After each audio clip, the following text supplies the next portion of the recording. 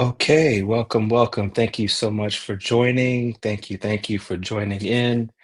I'm gonna just start here right at the top of the hour at 6 o'clock, which will be here in just a few minutes. Give folks just enough time to fill this live and join us. We have a special episode tonight, and I'd like to just get the positive vibes into the live space as we'll begin here. So, in a moment, you'll hear from a father whose pain became his purpose.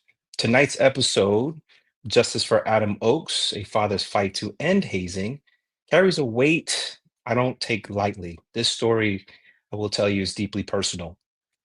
What you're about to hear may be difficult for some viewers, so this conversation includes descriptions of hazing and the loss of a loved one. Viewer discretion is advised here.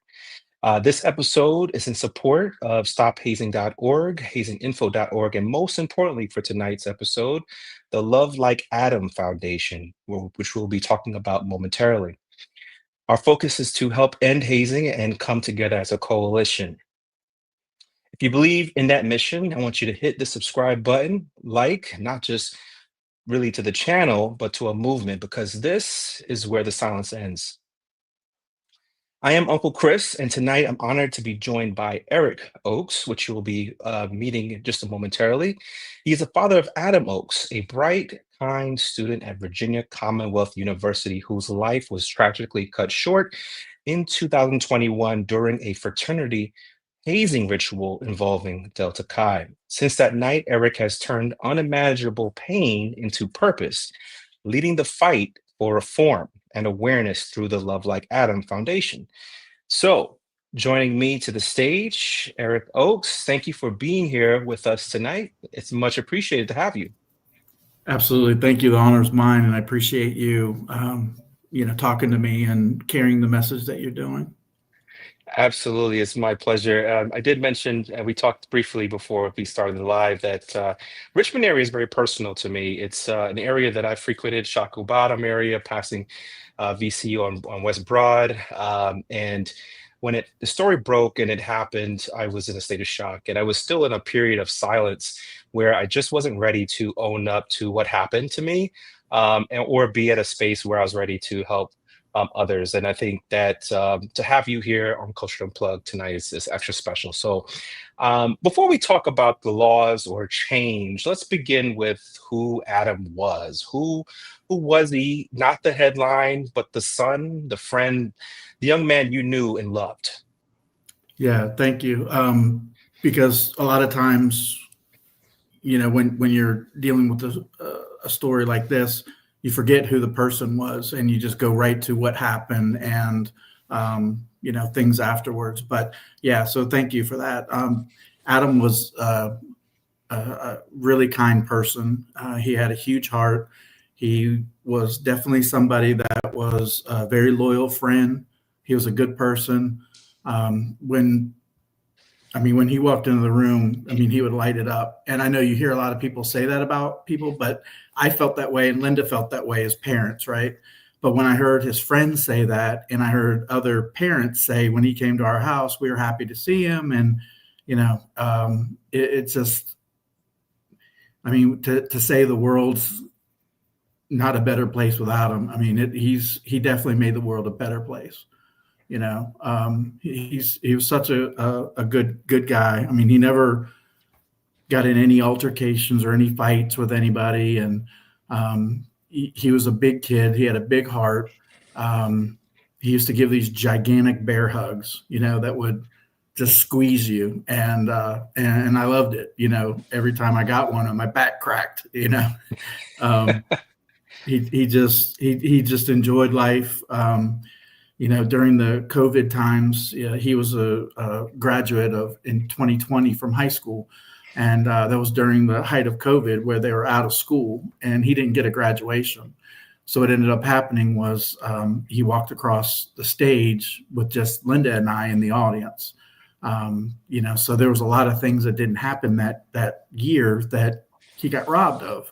But a Mm, lot of the things too that the students weren't interacting with each other.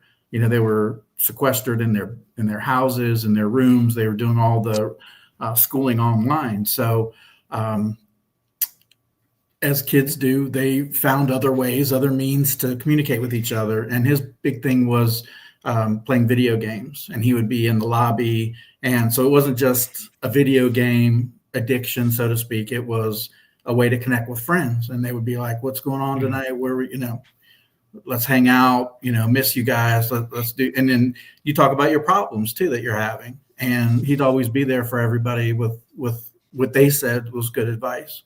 So being there for people is huge.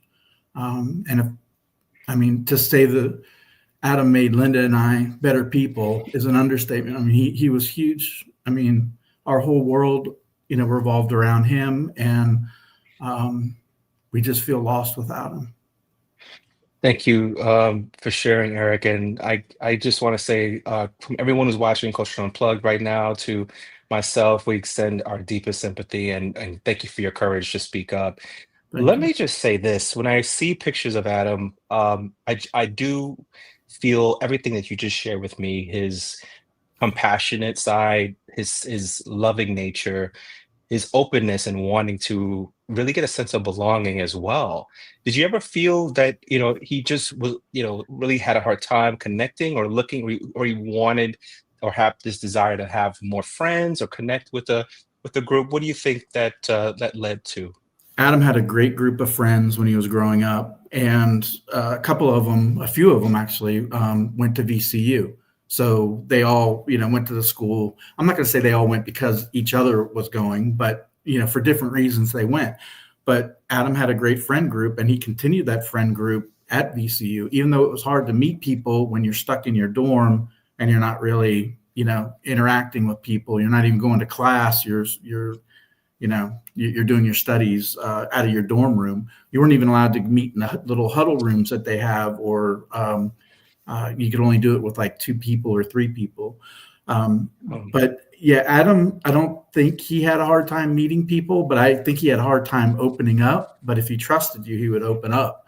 Um, and the reason I say that is because he got accepted to a couple fraternities down there, and um, his friends were joining Delta Chi. That's why he went ahead and made that decision. And Adam's not a huge risk taker. So, to him, it made sense. My friends are in it. We'll take care of each other. We had, yeah. kind of an understanding. But they were hazed that night too, and they were, passed out. And so, um, yeah, it's just, but Adam didn't have a hard time making friends, but you know, it was a different Understood. world. College is a different world. Yeah, and then I know COVID, let me just say, was a hard time on everyone. So I can understand that mixed in with trying to just, enjoy the best college experience wasn't always available. So I definitely understand where he came from. When did you first sense something wasn't right that night? When you got the phone call, and how did you learn what had happened exactly? Yeah. So we actually got a message. Well, let me start over. There's a ring at the doorbell, and I looked through my Ring camera, and I saw three Loudoun County sheriffs. And just between the time for me to get to the door, I was kind of thinking, why are they here? What's going on? And by the time I got to the door, I came up to the realization that they probably wanted my Ring footage. Something happened in the neighborhood, right? But then when they came in, they're like, we need you and your wife. You need to get your wife, and we need to talk to both of you, and we need to come inside. So it was like, okay, something really has happened. Something really wrong's happened here. So when they broke the news to us, it was like getting hit by a freight train. I mean, we couldn't believe it. I mean, I say it's like, something came in and ripped my heart out. That's absolutely the way it felt. No parent should ever experience, that, and no child should ever lose their life so senselessly. So we were devastated, to say the least. I can understand that weight of carrying that and getting that notification must have been extremely hard. So when I say my heart goes out to you, even now, I just it never gets easier. So I want to thank you for just reliving that with us. How did the university and fraternity respond, like leading hours after that moment in those early days? How did that experience play itself out? Yeah, so the university, I'm trying to remember the university. We heard from the police. We didn't hear from the university until Monday, and this was Saturday when they came and told us. Okay. Adam died Friday night. That's when the um, Big Little night was, and so it was probably in the early morning hours. 3 a.m. is what the of Saturday morning is when the medical examiner determined he probably passed, and so it was noonish when we found out. So again, we didn't hear, but President Rao called and was telling us that he was extremely sorry for what happened, and they're going to do a full investigation and they'll get to the bottom and get us some answers. And Delta Chi, we didn't hear from, I don't think, for 2 years until we dropped the lawsuit on them. So Understood. never Understood. heard. I guess they knew it was coming. There was something early on that I don't remember where I saw it, but it was something that said, it was a quick press release that came out, and it was that Adam wasn't a Delta Chi member. And, so I immediately, when I saw that, I talked to my family and said, we need to get in front of this. And my niece, who's a rock star, Courtney White, she immediately started to do an investigation. And, we wanted to control the story, and we didn't want somebody else to pull up some other narrative that he was a party boy or he wasn't supposed to be there and he was there, kind of thing, because we'd heard, things like that happening before. So I don't know if that was the national or it was a local chapter, or if we read it on, their local chapter's Facebook page or something, but it immediately was gone. We couldn't find it like the next day. So all their social media started going down, and, they put them on suspension again before they ultimately, months later, Right. terminated them for life at VCU. Sure. And it seems like there was that effort to make the cover up happen, like disparage who he really was, to hurt his reputation. And I can say that's something that I've seen common as a trait that's consistently happens with a lot of these organizations when hazing comes into the picture. How did you learn about the events that led up to what happened to your son? What was the facts that you found out essentially that happened that night? So my niece, once again, she was doing all of the interviewing. The ideal thing to do is to get in touch with all of the pledges, because the pledges at that point aren't loyal to the fraternity. So it's really important. And we tell, when we do training for law enforcement, we tell them that's the first ones you need to isolate. You need to interview them, because they don't have any allegiance to the fraternity yet.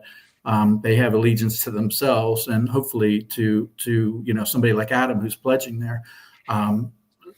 So immediately because Adam had two friends pledging in that class, we knew who all the pledges were, and my niece was able to get in contact with them.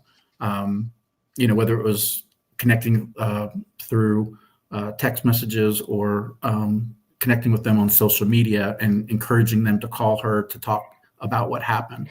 And they were very forthcoming. So without that, I can't imagine what shape, we would have been in as far as trusting somebody else's investigation, because I trust my niece wholeheartedly.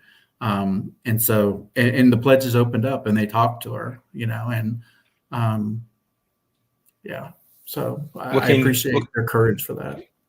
Absolutely, and I have to extend my thank you to your niece for really being a saint and a warrior for you in leading this fight. Can you describe for us exactly, well, if you're okay with that, just to kind of let us know what did you come to understand that happened with Adam that night on that Friday? As far as was he? I remember reading something. He was left alone, where they forced to have him drink. We hear this synonymously with many fraternities. As well as a common practice. So, for parents who are watching, they're trying to understand what they can do to prevent. Can you talk a little bit about that reflection as far as what you know? Yeah. So um, at the end of the night, I guess when it was starting to break up, um, the story goes that Adam was out on the deck. He was throwing up. And even though the medical examiner said there was no, Adam had those little Invisaligns, there was no residual throw up or anything in his mouth. So there's an argument there that he didn't really throw up. Maybe he was out on the balcony, to get fresh air or something. But the story goes that they helped him in and then laid him on the floor right inside the door. And that's where they laid him down to die. A lot of the members that night said that they were just leaving him there to sleep it off. But somebody that drinks an entire bottle, of whiskey isn't just going to sleep it off. And VCU is a teaching hospital for nursing and doctors. And so it's unbelievable that not one of those young men were studying in the field of, nursing or trying to be a doctor. So all of them made the determination that they weren't going to get him help and he was just going to sleep it off, which they're not qualified to do. So that's one of the first things that we teach when we go around speaking at colleges and high schools is, the signs of alcohol poisoning. And the main one, you could have a lot of different signs, but it's your body shutting down because you've had too much alcohol and you can't, you have no motor skills. That person needs help. Even if you made an anonymous text to 911, the address, and the kid needs help, that you could save somebody's life. Thank you. And earlier we talked about the Love Like Adam Foundation, and it sounds like you've taken activism against hazing in a big way, more than just staying quiet. As you mentioned, you went to speak at different colleges. Can you talk about how you turned that grief and that pain into hope, that process? What was it that activated you to say enough is enough? I want to do something and I want to create Love Like Adam Foundation. Can you tell us about that? So, Chris, to be totally frank, if this could happen to Adam, it could happen to anybody. Adam was so reserved that, he wasn't a risk taker, like I said earlier. He made a determination he was going to join this organization based on, his friends being there with him. So, just at that point, I think we did, my niece and I did an interview with Good Morning America, and they were like, you guys need to start a foundation. And my niece and I started talking about it. And then immediately she said, let's use this as a teaching moment. We can go around, we can speak. When you speak to college students, a lot of times you feel the message is getting through, but you kind of feel like it's almost too late. So we really regrouped and we said, let's start in high schools. And now we're even thinking middle school is probably a better place to introduce hazing education, hazing awareness education, or hazing prevention education. And so, once you have that reinforced messaging from middle school to high school, hopefully you hear it again in college and, you have some skills with you that you've learned to get you out of situations. So my niece, who's an educator, she grabbed a group of like-minded educators within different areas of field of knowledge, like military, athletes, college fraternity members, sorority members, teachers all got together and they created a curriculum around hazing prevention. And so we offer that education, and with that knowledge and that what we've created, we got a bill passed in Virginia recently, last year, that requires hazing prevention education to 9th or 10th grade students in private and public schools in Virginia.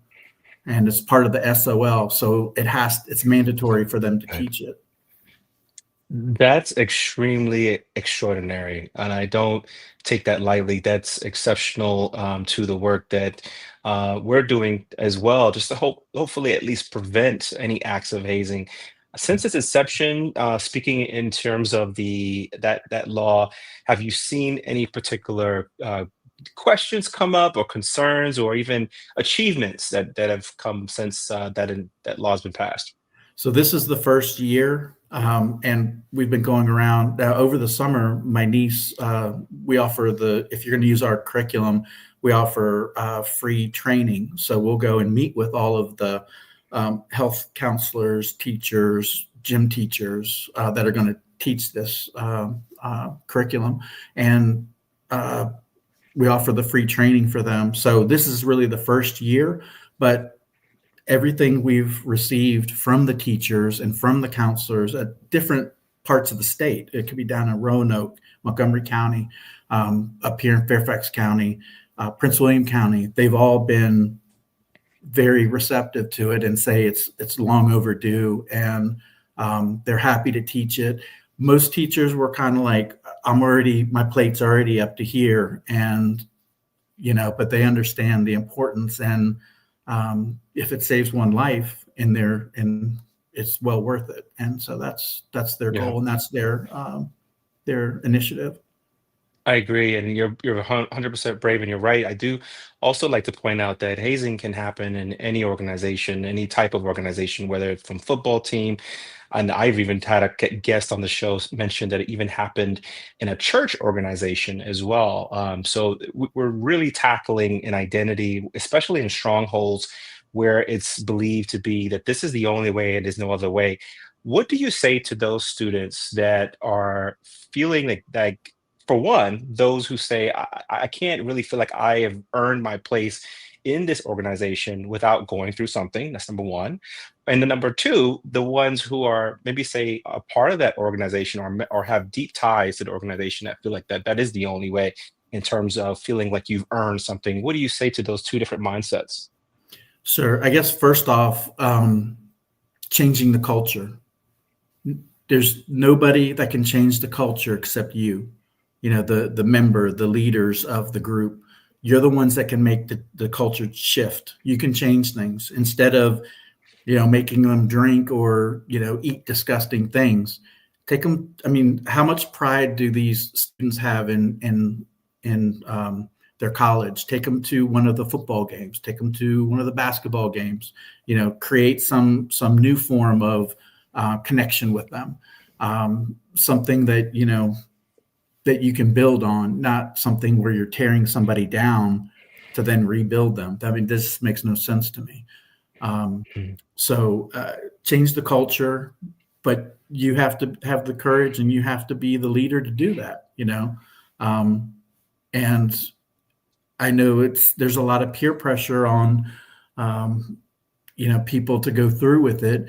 But you have the right to say no. I can tell you in Adam's situation, he had no idea what was going to happen that night until 20 seconds before he was handed a red Solo cup full of straight alcohol, to drink, to chug. And then there's 40 young men standing around screaming, chug, chug, chug. What's he supposed to do at that point? Say, I'm not going to do this, I mean, that's just not logical. And so after he drank, he chugged that red Solo cup. I mean, that was probably 7 or 8 shots. That's what somebody has in a weekend, let alone just immediately. Any decision he made the rest of the night, I mean, he was inebriated. So I just say it's important.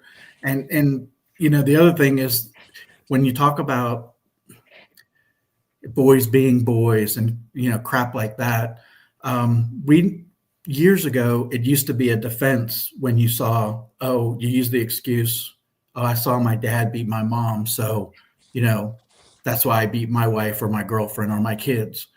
And that's not acceptable in today's society. We need to attack it in that angle, because it's not okay to hate somebody, because you're putting their life at risk, and not to mention the mental health, your physical, but also the mental health, the mental toll that you put on that person, because they're going to carry that with them the rest of their lives. So whether it's an embarrassment, or if it's, being ridiculed, some of them are even kicked out after they get embarrassed. They're like, yeah, you're not going to make it in this fraternity, and they kick you out. Or on the team, for example, they call them, I think, wannabes or something, because they just want to be like you. If you're the captain of the football team, they just want to be accepted by you and to be like you. You have the God-given talent. You work towards it. So be a leader, not only on the team, in the locker room, in your community, in your school. Step up and do that role, because there's only a couple people on every team in every school given that opportunity. So make the best of it. Be a good person. Absolutely. And I strongly believe that we have to do a better job of just ensuring that our young people have an outlet to do that in, and they're encouraged and motivated to do the right thing always. Um, Adam's Law is one of the strongest anti-hazing laws in the country. It requires Virginia colleges to report hazing violations, train all the members on prevention. And just to be clear, that is separate from the current the law that was just passed a year ago. Is that correct? Yeah. So Adams Law was passed in 2022, and the Stop Campus Hazing Act, which is a federal bill that we supported, got passed and got signed into law in December of 2024 by President Biden. So, Adams Law requires in-person training, in-person education. So you can't just push out a PowerPoint. You actually have to have all the new members, prospective members, there on site while you're giving the education. There is a carve out, which I didn't agree with, but to get bills passed, you have to do some things. But athletes are not included. They're not required to do that. And we were told that the schools wouldn't get on board with that if that's the case. Especially when you see nowadays with the athletes getting paid, they're not going to want to come to a Virginia school, because they're going to have to go through a hazing prevention training. I'm like, really? I don't buy that for a second. But, to get the law passed, I mean, we can go back and we can do, we can strengthen it. And that's one place where we definitely want to. Another component of the Adams Law is having bystander awareness. So if you see something going on and you report it to the police, even though you're involved with the hazing, you'll get a pass. Immunity. Yeah, Okay. you'll get immunity, and you won't get charged criminally, and you won't get kicked out of school. And if they threaten you, contact us. We'll lobby in support of you doing the right thing by calling 911, to get help or to. And then the last part of Adams Law is to research and reporting, because it's really important to keep a scorecard on all these universities and fraternities and sororities. I can tell you how huge that is for just prevention overall, and hopefully, in light of that, save lives essentially, and then maybe encourage young people to do the right thing on college campuses all across Virginia. What has since changed since that law was passed? Are other states contacting you just to model similar laws? I am aware that there are other states that have similar laws Yeah. in place, like in Louisiana and Pennsylvania, Washington State as well. What gives you hope also when you're speaking to new students regarding or educators regarding the law as well? So yeah, that's a great question. But first, I want to also mention that also part of Adams Law is that schools have to put founded violations on their website. So, prospective members that want to join an organization can see that they've had infractions, and the schools are doing a good job at that. But yeah, I mean, all the schools, all the states that you mentioned, think about it. Washington, Florida, Pennsylvania. I mean, all of those states have had deaths, Mhm. and so the laws get created because of the deaths. Why not be proactive and create something to try and, whether it's through education or awareness, a program, to try and attack it before you have a death, before something tragic happens. And my whole thing has been, people don't take it serious until it happens to somebody important.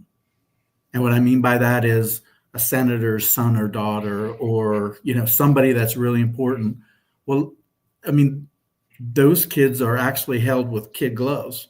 I mean, they have other mechanisms. They get more attention. They make sure things aren't happening to them specifically. Um, so yeah, let's not have that happen. Let's be proactive rather than reactive. That's the key to the common theme is that when you bring that up, you mention what needs to change, you get this sense of like, this is my identity, this is the culture that we live in, even especially in states towards the South, we see that as a reoccurring thing. What do you think needs to change next? Because we've just, again, as you mentioned, we in 2024 we passed the Stop Campus Hazing Act of the Biden administration federally, when we have that mandate passed, do you think that there should be maybe of a broader or even more stricter punishment regarding at a federal level? Is that what you think comes next? Well, the Stop Campus Hazing Act is 100%. I mean, it's through education, reporting, and that's it. There's no criminal aspect to it. I mean, if there was a federal law protecting students from hazing, that would be insane. That would be awesome. Some kind of criminal federal bill. Because when you think about it, a lot of all these students and these schools are getting federal funding. So aren't they kind of, you know, covered by federal laws or the federal government in some way or another, or is the federal government, I don't know, are they Yeah. condoning this kind of behavior? I mean, I don't think so, but that would be crazy, because there's a lot of states that don't have any hazing laws. And that's the great thing about Stop Campus Hazing Act, is that there were 6 states that didn't have any definition of hazing or anything. And now it gives students protection. And that's ultimately what we're after, is to try and protect the students. Absolutely. And I could say that there are organizations that are pushing extremely to the max in terms of making sure that data is available. And so I mentioned 2 key area, organizations that actually we have collaborated with, stophazing.org and hazinginfo.org. Both have up-to-date information that parents, if you're watching, can preview. In terms of Love Like Adam, how can we as a coalition support Love Like Adam? Is there a way that we can donate to that cause? What would you say to that? Yeah, absolutely. Carrying the messaging is our ultimate goal, to not haze. Um, it, Donations are definitely accepted. They're appreciated. And they can be done through our website, www.lovelikeadam.com. You can also get information on our education process and our different levels of engagement. So we can come and speak at your high school in front of your senior class, which we do a lot of in Loudoun and Fairfax County. We did it in Montgomery County in Virginia, which is near Roanoke. I mean, we'll travel, we'll come and talk to your students. I think it's real important, especially now that the hazing education is in 9th or 10th grade, that we get out to those 11th and 12th grades that aren't going to get it until, they get to college. So they're at least aware of what's going on. And Yeah. So our website, we also have other information, and you can contact us if you want our curriculum. We put it on the intranet for Virginia Department of Education. So our education materials are up there and they're easy to use. And like I said earlier, we provide training for the counties and the school districts. Awesome. And that is appreciated. I know there's a tons of families and educators that really see the value from what you all are doing and just being able to be open and speaking about Adam's story, which I think is incredible, just for people to really get the picture, the sense of it. You had a lot of support, national coverage, and really driving to make sure that more cases like Adam's doesn't happen. Yet we do find that these cases are still ongoing even now, with the recent news at Virginia Commonwealth University revolving Theta Chi, if I'm not mistaken, can you share a little bit how you felt about, that same school, Virginia Commonwealth University, where something else has happened? Yeah, I mean, we work with the fraternity, the Greek life counselors down there, and the administration. So when we heard about it, VCU does the right thing by suspending them for all the infractions that they did. And then the kids figure out a workaround, to continue the bad behavior and can continue to haze the new members. So you got to be smarter. You got to be. To be honest, they did what they thought was right, and they put out that bulletin. I don't know if you're aware of it, but they put out a bulletin, an alert that says, there's an off-campus fraternity practicing, and they've been suspended. So anyone that's caught, you're aware of it now. And I said, that's good, but that's not enough. You need to find out all the people that were involved, and you need to expel them. And I told them the whole country is watching. I did have a conversation with them, and they said it's under investigation, so they can't really talk about it. And I would never divulge anything that they said. But I did tell them, I said, the whole country is watching to see how you're going to handle this. And I sure hope you do the right thing. And I did say expel them because they are breaking the code of conduct. It's detrimental to the safety of the students. When you think about it, why send the alert then? You send the alert because the students are, there's a safety issue, and let's send a clear, swift, precise message that you're going to do something like that. We're going to expel you. Yeah. I think you're right on the money on that. I think knowing, especially, I'm sure that any student that enrolling in Virginia Commonwealth University, that there's going to be some type of language around. Look, we had a student here who was loved, who was mistreated, he was harmed, and he lost his life due to this. And they should have known that. And so I'm just trying to understand, where was the on the message? Was there just seemed like there was just blatant where they just, and this organization apparently was suspended already, but continuing to do these acts. This also reminds me of the story involving Virginia State University just a few years ago, right around the time, maybe 2016, 2017, when two young men joined an unofficial group and subsequently lost their lives while trying to cross the Appomattox River. These are some of the common cases where I've just, it breaks your heart. It's one of those things that's trauma induced. What are some of the warning signs as parents maybe are wondering what they can do to prevent, these acts and how they can prevent situations like this? Well, again, educate yourself. So when your son or daughter is going to a school, definitely look online and see what you can find out about that fraternity or sorority or athletic team. See if there's any information about, hazing history. So that right away. And if your son or daughter does join a fraternity and you see some peculiar behaviors, grades going down, attendance going down, always late for class, acting differently, then you know that they're going through that probably a tough time, with the hazing, and um, do the best you can to try and communicate with them that you're there for them and you want to help them. And what people have to understand is this is only 4 years of your life, you and most likely these people aren't even going to be in your life the rest of your life.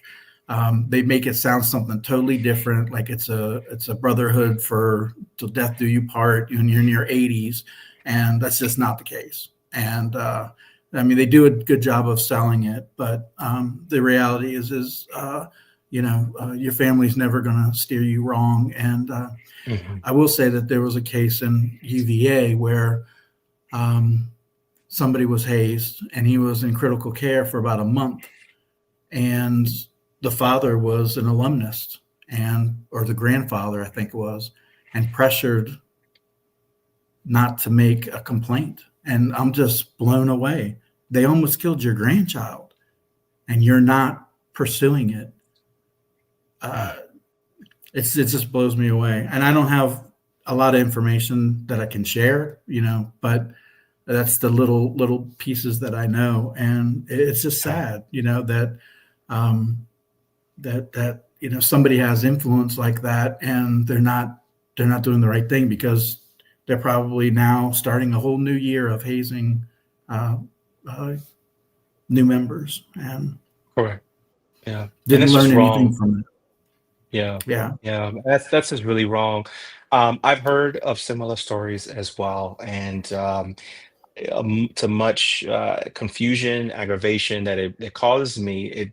It's a deeper issue that it's also legacy. It's a part of this the mindset that that's what's accepted and must be taken serious. So I want to speak to you about the whole reason why we've actually rebranded at Culture and Plug to focus on hazing. I shared my testimony about a year ago, and then I decided that when I saw Caleb Wilson's story actually come about, his story really pushed me to the edge of that this is the route I really need to take serious and really help to share stories like Adam's.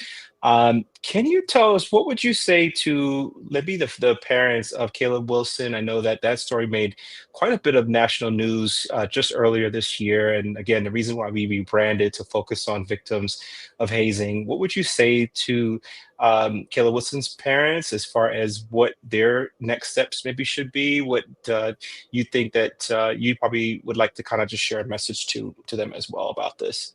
absolutely. Thank you. Number one, Caleb was a sweet kid, and he's going to be dearly missed. His family, he should be there right now with his family. There's no reason why he's not alive today.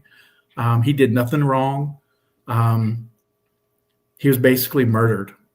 And, you know, the family has been very strong. I know that they did something that we wanted to do, but we just never did it, which was to put up a billboard, and then speak about, what happened, and to try and bring awareness that way. Um, we wanted to do that in Richmond, because 95 gets a ton of traffic there, but we just didn't pursue it. But they're very courageous. Do this for him, get justice for Caleb.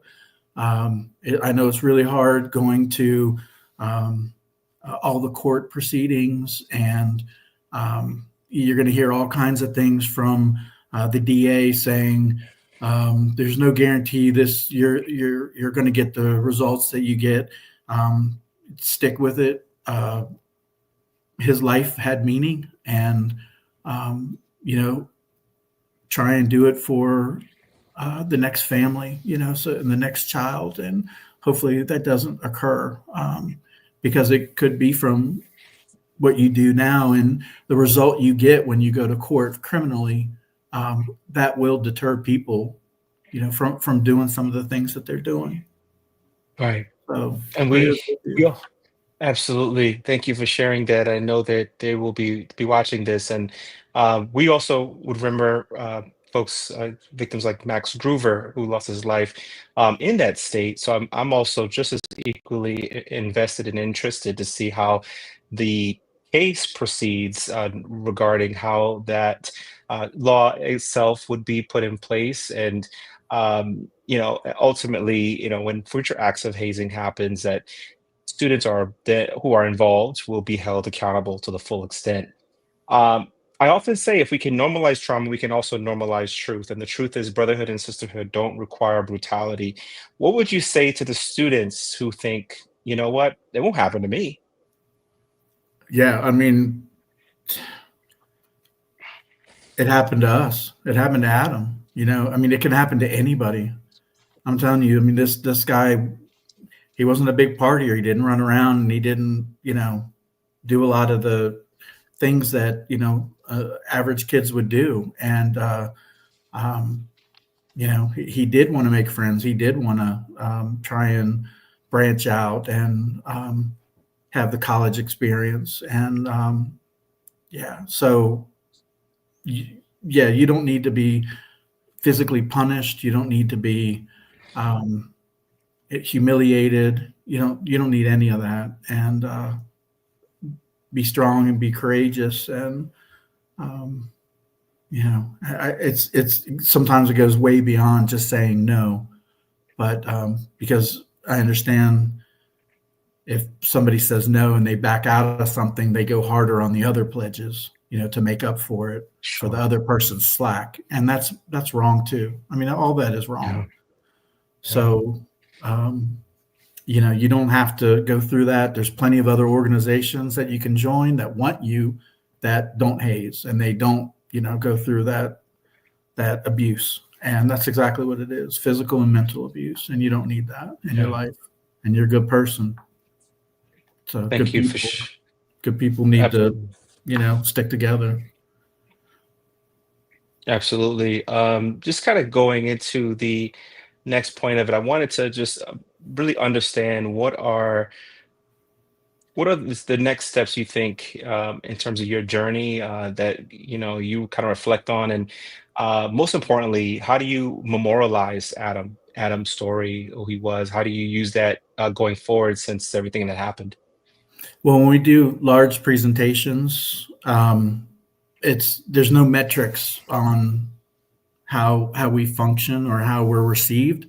We do have a QR code at the end, and we have 5 generic, quick, easy questions, and then we give some areas for comment, and we review all of that. So that's real important to us. But by talking at these presentations and explaining what kind of person Adam was and what happened and how to prevent it, that's a huge legacy. That we will keep talking as long as people are still hazing, and that we're welcome. Um, yeah, I mean, so Thank you. my niece and I, Courtney White, when we say, you know, when we go and speak at a place, we're saving at least one life. You know, because there's no way to put a gauge on it. But we have had people send us letters where email messages where they say, I wasn't at, it wasn't a fraternity event, but it was a party, and we saw somebody that drank too much and passed out, and I had my Love Like Adam wristband on, which we give out at our wherever we go and speak. We give them out for free, and then people can um, keep them with them and or share them with their friends. And he said, I remembered it, I saw it, and I knew what to do. I knew to call, and I called 911. I didn't know how it was going to be received later from that young man, but he said, "Thank you, you saved my life." I was in the hospital for 2 or 3 days, and um, hopefully, I don't know. It's been a couple of months, but hopefully they've stopped drinking and Yeah. taking it a little bit more serious. Yeah, and we were hoping for the same, and at least to see that all the hard work that you and your family have been doing to really help spread the awareness, like we are trying to amplify here at Culture Unplugged, not only gets remembered, but it gets encouraged and respected. So, before we close tonight, I want to take a few questions from those of you who are watching live. This is your space to ask, reflect, or share what this story means to you, what Adam's story means to you. Please remember that this is a space rooted in respect, healing, and truth. I'll just kind of ask while we wait for some questions momentarily from the audience. Were there any pressure or barrier that you faced, you and your family faced to stay quiet, would you say?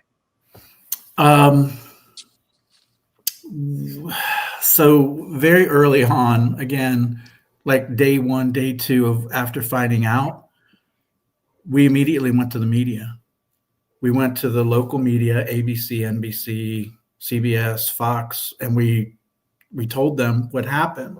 And of course, they don't want to jump on the first, they want to be the first to carry the story, but they want to hear from the family first. So all of them, were immediately, and by Monday, 2 days later, we were on Good Morning America and the Today Show, because we didn't want this to get swept under the rug. We didn't want Adam to be, earmarked as a party boy, which he was absolutely not.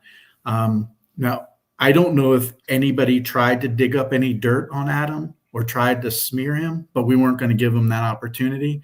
But then when we talked to all his friends too, they said the same thing that we knew already. He was a good kid. You couldn't find. I mean, if bad eating was his worst vice, because he was a big kid, or playing too many video games. I mean, those were his worst vices. He wasn't mean to people. He didn't, put nasty things out on social media. He didn't make fun of people. He just when he went to school, he put his earbuds in and he walked down the hall because he knew kids, were making fun of him because of his size or were saying things to him, but he had his earbuds in and, he listened to his music and nobody's going to bother him. And one of his friends said, this is the type of person Adam was. There's a girl sitting on the floor in the main intersection of the high school. And all these kids are walking by her as she's crying and they're just gawking at her or pointing or whatever. Adam walks up and asks her what's wrong. And then his friend that was with him is the one telling me the story. He said, hey, you're going to be late for class. I can't be late. Let's go. And he said, go on without me. I want to find out what's wrong with her. And so they started talking and we found out through her later, she had broke up with her boyfriend, but her parents had just told her that they were getting divorced. Mm-hmm. So that's tough on anybody, but let alone a high school kid. And he sat there and talked with her and he was late to class and got in trouble, but he wasn't going to leave her in that state. And knowing Adam, I'm sure he said something like, look at it this way. You're going to get 2 birthdays parties. You're going to get 2 Christmases. You're going to get, just to try and make her feel a little bit better, out of the whole situation. But the truth of the matter is they're not in love with each other anymore, or, you wouldn't want that, them to stay together just for you. And so, it's healthier that they're away from each other. He just seemed like a really impressive and kind-hearted, huge heart. From everything that you shared with us about Adam, who he was, who he stood for, we just are so grateful to understand a little bit more about who Adam was. How can students, would you say, on campuses across the country can keep Adam's legacy alive on their campus? Well, definitely by speaking out, speaking out and speaking up, letting your voices be heard. We're here. We'll talk to you if you communicate with us through email, through social media, especially. We're in Love Like Adam is on Facebook. We're on Instagram, TikTok. We're out there on all the platforms and social media, and ask that people follow us, to support our efforts. But definitely by speaking out and trying to get help for those, like I had said earlier, those that have no voice, those that feel like they can't speak up. But if you see something going on, be there for them and to help them. Yeah, absolutely. And we have A few members that are in the chat who have just kind of just shared a few commentary as we've been just having a conversation tonight. But Brandy J says, my son is at an HBCU and interested in a Greek letter organization. I'm trying to educate myself so I know what he may be walking into. There's so many parents that we have been speaking with and who have watched the videos here on Culture Unplugged, and they're trying to just make sure that they are putting things in place, putting certain habits in place in terms of what they can ask their schools that their kids are going to. What would you say to them who, as far as to encourage them to just kind of maybe dig a little deeper in terms of what hazing prevention plans their school has? Absolutely. I don't know what state you're in, but I know Virginia schools, they have to provide hazing prevention, for any new member that's going to join a Greek organization or even sororities. So, so definitely look on the website. Try and educate yourself by figuring out which fraternity they want to pledge. And I can tell you that the HBCU fraternities, they're more into physical hazing rather than some of the other schools that do other things like with the alcohol or so definitely keep an eye on your child to see if there's any signs of any physical trauma. But yeah, just be in their business, be in their business Yeah. and talk to them and have an open dialogue of communication and educate yourself there's a lot of information now. And, if you need any help from us, we're available online and we're there for you. Okay. Thank you. The follow-up here, Brandon said he's at Houston, Texas, at Texas Southern University. So we're just praying and for guidance and keeping him safe while he's at Texas Southern. We're both giving our prayers to him. So thank you for sharing that, Brandy. So I just also want to just kind of ask you personally, because I know you're doing the awesome work of being a pioneer and helping spread the awareness of anti-hazing. How do you really keep going personally in terms of, reliving the pain publicly for so long? What would you say are some things that you do to just kind of manage that? It's hard because in these large presentations that we give when we go and meet with the high school students and the college students, it could be an audience of 250 to a couple thousand people. We show the movie that we made, A Death of a Pledge, the Adam Oak story. PBS has been airing it at WETA here locally in the DC area. And that movie it's really hard to sit through because when we first made it to where we're at now, things are a lot different. And the reason I say that is because in Virginia, it was a misdemeanor to haze somebody to death. In Virginia, you can harm an animal and it's a felony.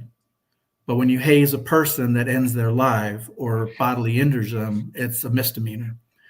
So since none of these young men that were involved, the 11 that were indicted, had criminal prior records, they weren't going to go to jail. They weren't, because in my mind, that's the ultimate, punishment is a year in jail or something like that. And once we found out it was a misdemeanor and they weren't going to serve jail time, we needed to come up with something a little, something that's a little bit more educational. And that's where we came up with the movie. I'm not sure if you've seen the movie, but part of the plea agreements that we had is they had to come and speak at engagements with us, with our family, with our foundation. And the kids in the audience and during the Q&A, they didn't hold back. I mean, they went right after them with really good, hard questions. So I can tell you, for them sitting there in a jail cell marking 30 days off a calendar would have been pretty easy versus sitting at 5 or 10 large presentations with the family, fielding questions from people. Why didn't you get him help? Why did you do that to him? So they definitely had, I don't know, a different kind of experience, so to speak.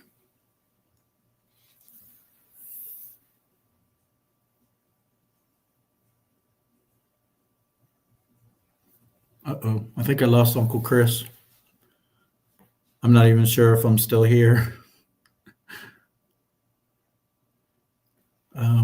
I'll just go ahead and finish the afterwards we found text messages. Sorry, there you are. So after sorry about that. Yeah, after the civil was completed, we received text messages from one of the individuals that had a lot of really bad information on it, meaning they targeted Adam because of his size, because of who he was, because he was a nice kid. They wanted to make sure the obese kid was there. As he lied on the floor dying, they were making fun of him, and they were. Somebody said that somebody was taking pictures and sending them to the group, but we never saw them. At least they probably deleted them. But in the text messages, that it's very obvious. It wouldn't have been hard for us to prove in front of a jury that they targeted them. But the city of Richmond police didn't ask for their phones. They asked for Adam's phone. They took Adam's phone as evidence, but they didn't ask for any of the other members that were there that night that hazed Adam's phones. So that, again, when we do the training for law enforcement and campus police, that's one of the first things we say, right? It's common sense. Get their phones before they can start deleting everything. So I think having all that information beforehand, things would have been different in the plea agreement. But nonetheless, I'm not unhappy with the video. I mean, it really shows to kids. If I'm a grieving parent and I'm standing up there going, "This is what happened to my son," you're going to feel sorry for me, But then when you hear from the people that hazed Adam, thinking, "I didn't think anything was going to happen. We just thought he was passed out. I didn't want to get help because I was scared to get in trouble," kind of stuff. I mean, it has more of an impact because those are all the things that they're thinking. Parents not thinking that. A parent's thinking, "Why didn't you call 911?" I mean, that's, and then, of course, when you hear that your kid was targeted because of some hatred, or for some reason because of, his size. I mean, it's like you didn't even get the chance to know him. If you'd have known him, you wouldn't have judged him based on his size. Yeah. So that's a bitter pill to swallow. But yeah, I mean, now our family, at least now that the civil's over and all the criminal, everything's done, we can properly grieve and we can try and move on. But hearing what happened at VCU, I still want to see some swift action there, and because every state, every college has these underground, off-campus, no oversight with the national and with a school affiliation, and they want to see how you're going to deal with it. And then that could be especially VCU, because they had a death there, in their Greek organizations. So how they're going to, react when something like this happens is going to be huge for the rest of the country, and it'll be a case study to follow. So I 100% support expelling them, and if they don't, I'll be really disappointed. Yeah, and I'll be vocal about it. Yeah, absolutely. So when you go back to VCU, and I'm sure you've had chances where you continue to talk, do you see that there's any changes implemented since Adam's story? The movie, I didn't get a chance to watch it fully. I do remember just watching your reactions and the time when the police had come to your home and had to relay that message, and very hard to watch. And so what changes do you think you've seen since the movie has come out, if any at all? since VCU in terms of what you've seen? Are you someone that gets well received essentially when you visit the campus? Well, I can tell you that, from us being in the spotlight, so to speak, we're always engaging, our family, our foundation. We got a lot of news coverage here locally. And guess what's in DC? The politicians. So when this bill came across their desk, they're like, oh, I remember a story seeing this, a year ago or so. And, it was terrible. And the family, and then again, maybe 2 months later, we're in the news cycle again for doing something else, helping get a bill passed, or a large presentation we had with a college that, that they went and spoke out about. So, also at VCU, I mean, everything's changed. Their Greek life, their numbers went way down. And that could be a combination of reasons. What happened with Adam, people aren't joining as much, and then people going off campus, they're with no oversight by the school. And I know there's more out there because the students tell us. They're like, oh yeah, this fraternity is off. They don't have a national, and they're not affiliated with the school at all, and they're still functioning. And at that point, in my opinion, they're nothing more than gangs. They initiate the new members like a gang would. They have the gang-like mentality where you don't speak about what's happening, and you don't snitch, you don't do whatever, all the things that gangs, the motto that the gangs follow. So but yeah, I mean, I've seen all of them taking it serious. I've seen all of them. Every school, every college has to provide hazing prevention education. I mean, that's huge. They have to document it on their websites.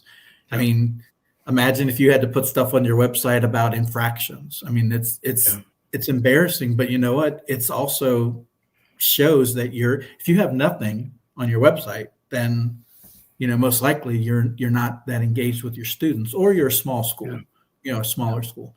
But so those are really important.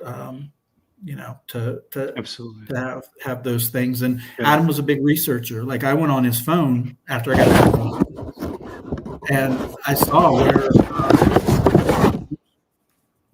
it's okay. I saw on the where the Adam had been doing some research trying to find out about these individuals, these groups, and these the groups and what they offer as far as information from VCU and their website. And there was nothing at all that, it's just a bunch of smiling faces when they went to the Greek life page on VCU.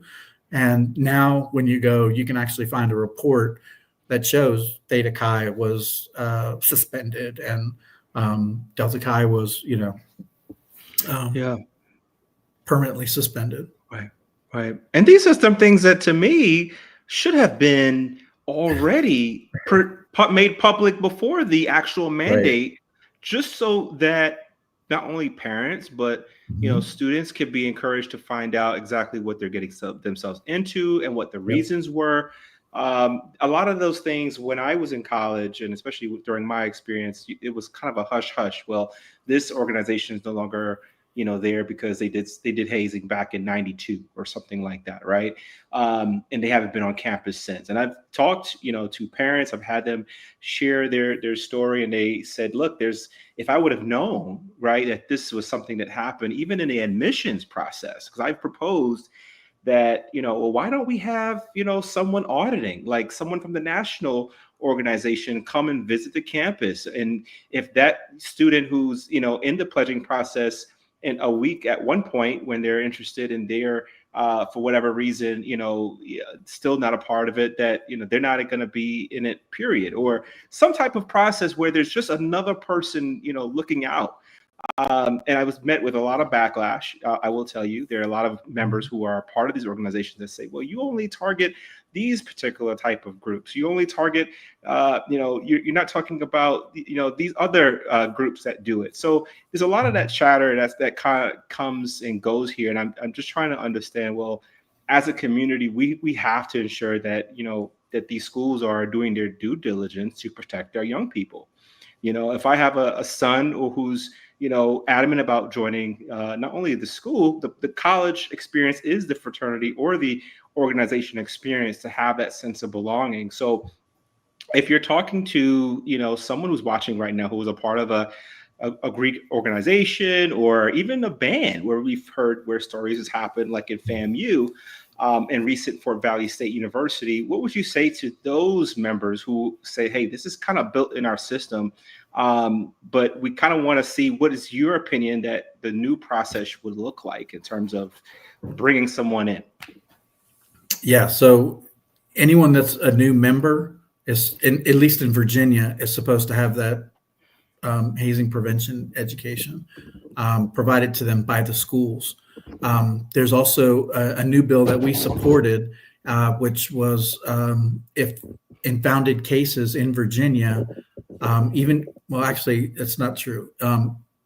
In cases where a student comes to you and says, I've been hazed, I need some mental health support, you have to provide counseling for that student.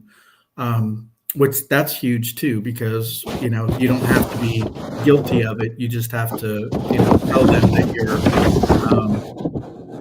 that you've been hazed and you need some help. So then for new members, like in bands, parents to do some research about that school and about.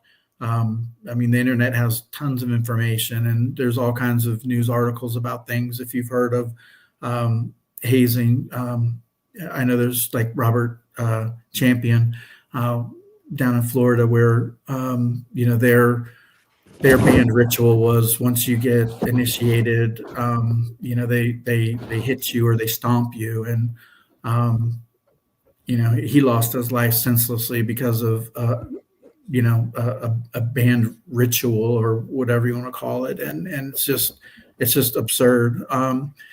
But yeah, you don't want to join anything like that if you see that going on. Your child's life is worth more than that.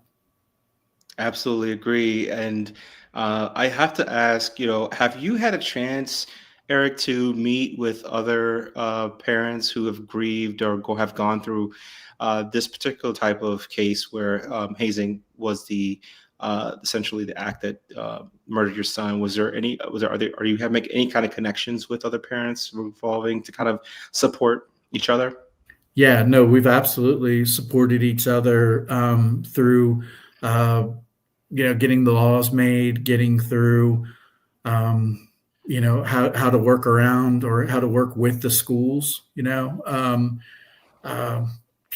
information on civil cases, like what's next, what do you expect next, kind of thing. So we've been, communicating with each other, supporting each other, albeit, a lot of times it might be through a social media post or something like that where we support each other. But for the most part, everybody's been incredible, and they've been really, really kind and supportive.